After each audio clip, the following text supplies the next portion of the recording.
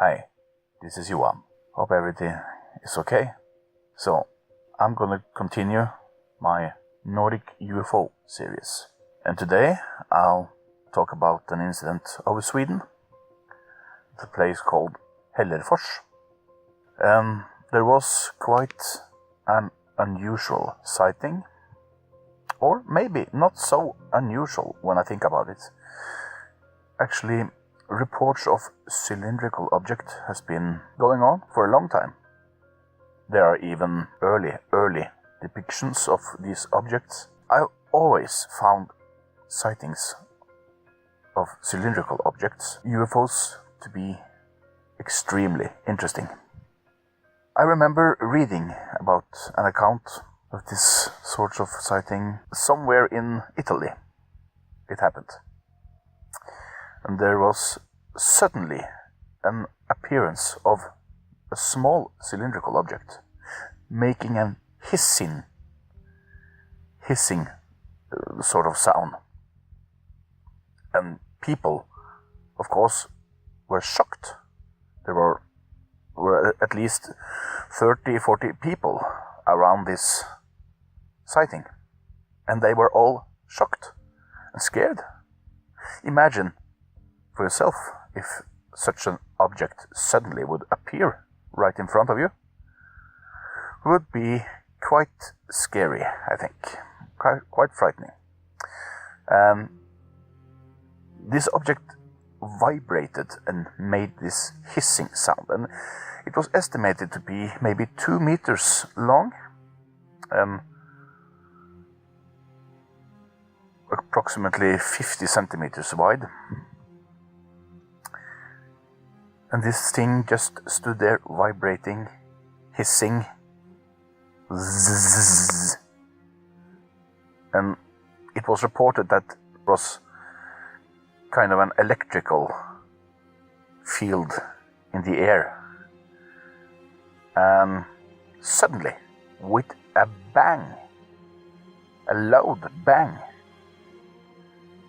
followed by some sort of a shock wave, the object vanished into nothing. So, what I'm supposing here is this has to be maybe 2 things.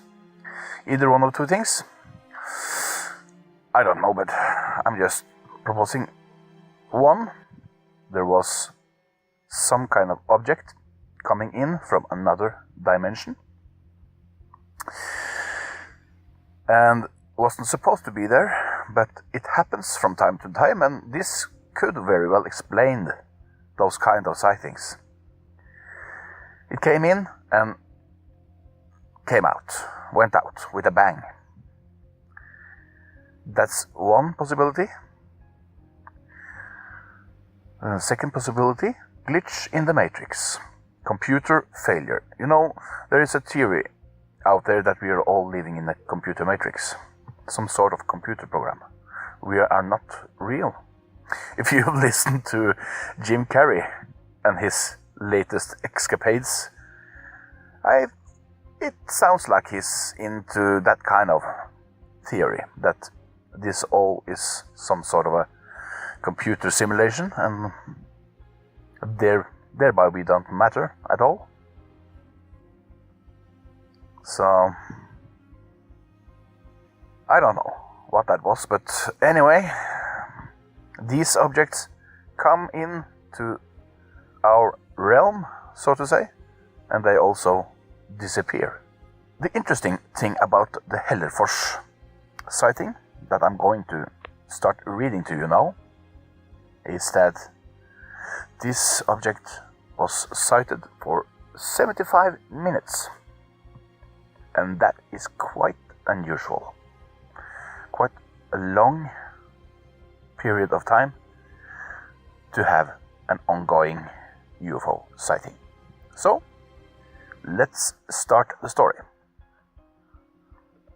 And the story is called, in quotes, Flying Truck, end quote, seen over Hellerfors for 75 minutes. The Domus shop assistant, Maud Carlson, was a bit irritated while walking along one of Hellerfors' eastern streets.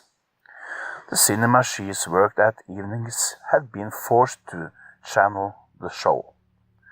Why she was returning home.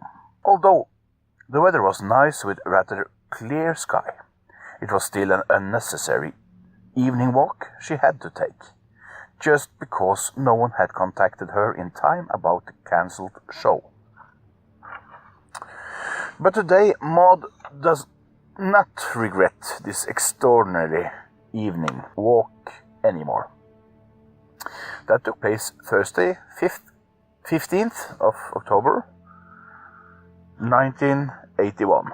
This because both she and many other citizens of Hellerfors saw something that few ever have seen. It was a gigantic UFO with rather frightening proportions. Maud Carlson tells UFO Sverige Aktuelt.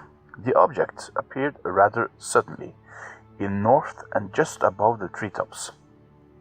My first thought was, it will crash in the middle of the village.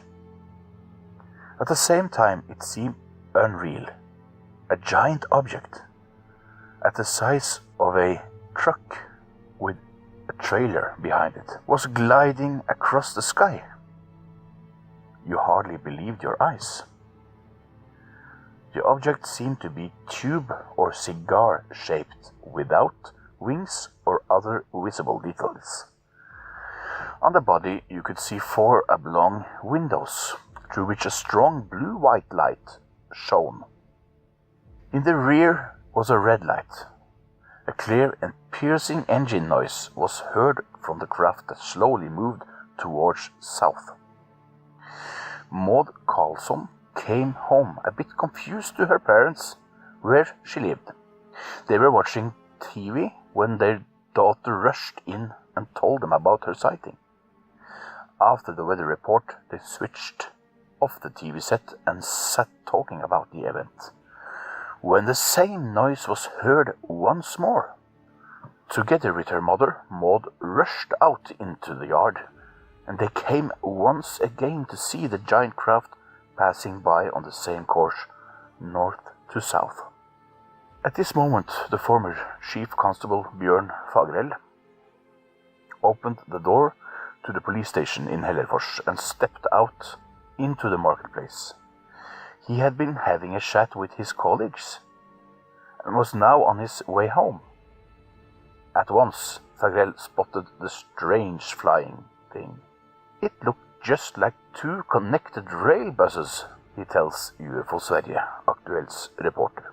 The object made a slow clockwise turn around the village. One turn took a bit more than 1 minute. I pressed the alarm bell at the police station, and 1 policeman came out in the time to see the object.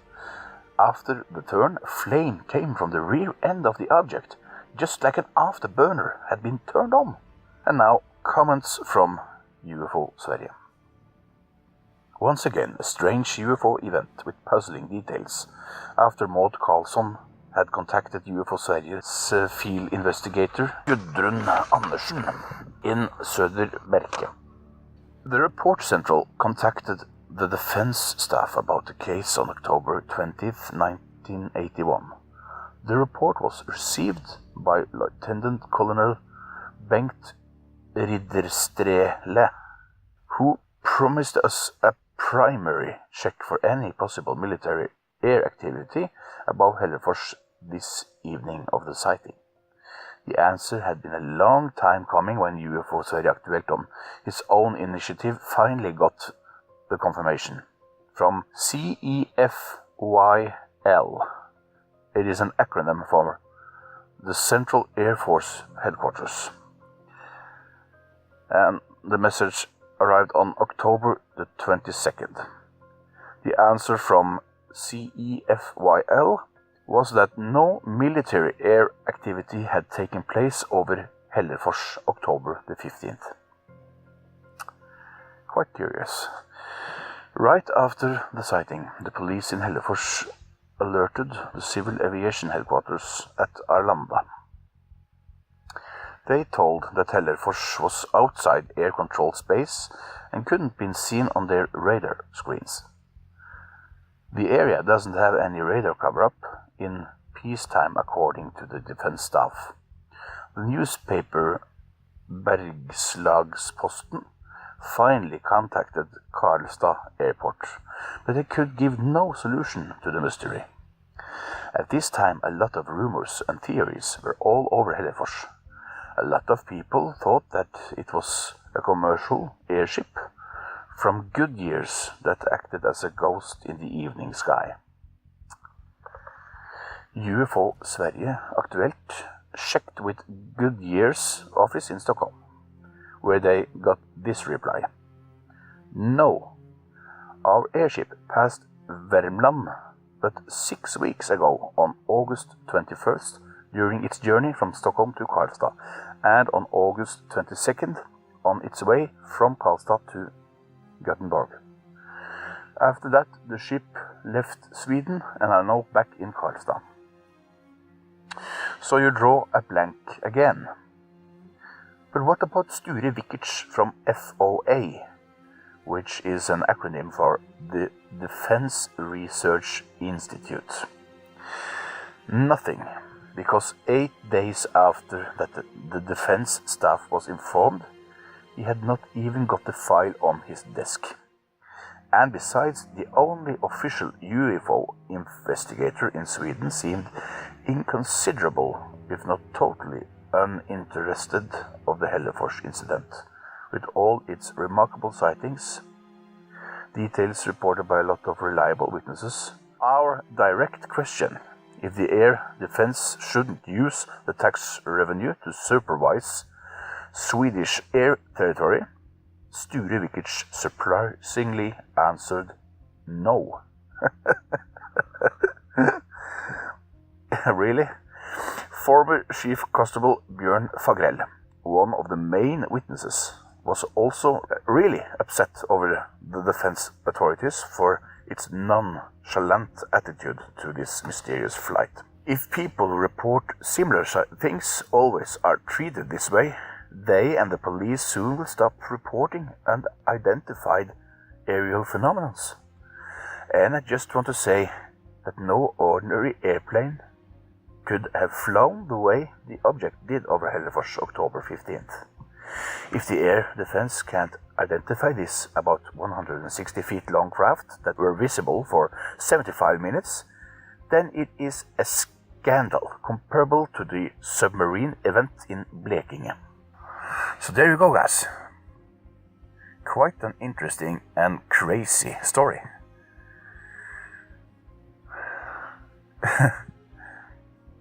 Imagine seeing a huge cigar-shaped object high up in the sky attached to another, actually dragging another cigar-shaped object behind it. Pretty strange. And the notion that it could be some sort of an airship from some company in Sweden was completely ruled out. And also, it's interesting to see the total lack of credibility from the defense investigator, from the military. They just seem not to care about it and probably would call those people crazy. So it's quite interesting. And there also another story. Submarine from Blekinge. And actually, this case is not a UFO case, but I want to go into that story anyway. So I'm going to do some research into that, because we here in Norway also have strange cases of unidentified submarines or objects in the water looking like submarines, surfacing and then suddenly disappearing, witnessed by many people from the shore and prompted even military inquiry and investigation. So I want to do a special report on strange submarine sightings or USO sightings. Just after reading about this story, I feel prompted to do that because there is actually several interesting and intriguing stories which to this day has a lot of unanswered questions. So that's all for today. Come back for the submarine special report. Have a good one.